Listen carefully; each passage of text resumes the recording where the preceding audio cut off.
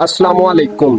दुनिया में आपने बहुत ही कम ऐसा सुना होगा कि कोई शख्स समंदर के बॉटम में 3 दिन रहा हो, वो भी बगैर किसी ऑक्सीजन सिलेंडर और खुराक के। आखिर उस शख्स ने मौत के मुंह में रहकर अपनी जान कैसे बचाई? क्या मौत उसको तलाश ही ना कर सकी या फिर किस्मत उस पर मेहरबान थी?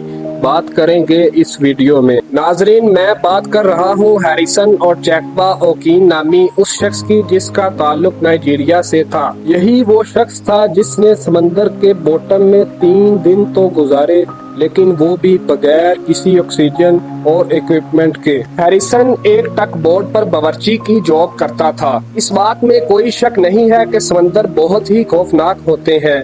आज भी समंदर का 80% हिस्सा ऐसा है जहां आज तक कोई भी नहीं जा सका। जैसा कि हम जानते हैं कि अटलांटिक ओशन के द गल्फ ऑफ गिनी में कई मकामात पर बहुत सारा पेट्रोलियम मौजूद है। इस वजह से इस एरिया में तेल को निकालने का काम जारी रहता है, जिसकी वजह से इस एरिया में बहुत सारी शिप्स का आना जाना लगा रहता है। 26 मई 2013 को द गल्फ ऑफ गिनी में एक ऑयल टैंकर बुरी तरह फंस जाता है, जिसको निकालने के लिए जैस्कॉन 4 नामी एक टक बोट 12 क्रू मेंबर्स के साथ नाइजीरिया से द गल्फ ऑफ गिनी की तरफ रवाना होती है, जिसमें हैरिसन भी मौजूद था। नाइजीरिया से द गल्फ ऑफ गिनी का फासला 32 किलोमीटर दूर था, जहां बताई गई लोकेशन पर ऑयल टैंकर बुरी तरह फंस चुका था। इतने में अचानक समंदर में बहुत तेज रफ्तार लहर निकलती है जो इस टक बोट को उल्टा कर देती है।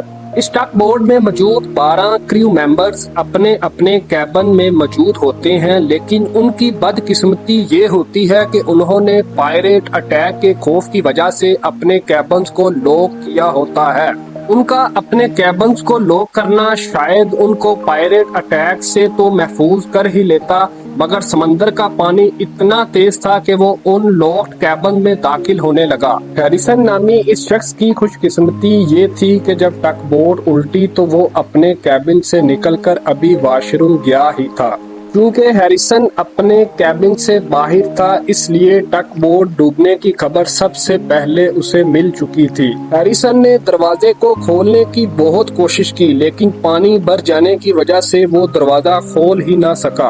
पानी का दबाव इतना तेज था कि अचानक वॉशरूम का दरवाजा खुला और हैरिसन को बहाकर दूसरे वॉशरूम तक ले गया, जहां एक एयर पॉकेट मौजूद था। इस एयर पॉकेट का फायदा हैरिसन को ये हुआ कि वो अपना बॉडी का अपर पार्ट पानी से बाहर रखने में कामयाब हो गया। मुसलसल टक बोट में पानी भर जाने की वजह से टक बोट समंदर में 30 मीटर यानी 100 फीट तक डूब चुकी थी। टक बोट में इस कदर अंधेरा हो चुका था कि हैरिसन को कुछ नजर नहीं आ रहा था। वो सिर्फ 100 फीट की गहराई में डूबी टक बोट के एक छोटे से हिस्से पर मौजूद एयर पॉकेट में अपनी मौत का इंतजार कर रहा था, क्योंकि इस एयर पॉकेट में जो थोड़ी बहुत ऑक्सीजन थी वो बहुत तेजी से कम हो रही थी। इस हादसे को 2 दिन गुजर चुके थे। दूसरी तरफ जो जैस्कॉन 4 नामी टक बोट डूब चुकी थी, इसकी कंपनी वेस्ट अफ्रीकन वेंचर्स ने एक डाइविंग टीम को हायर किया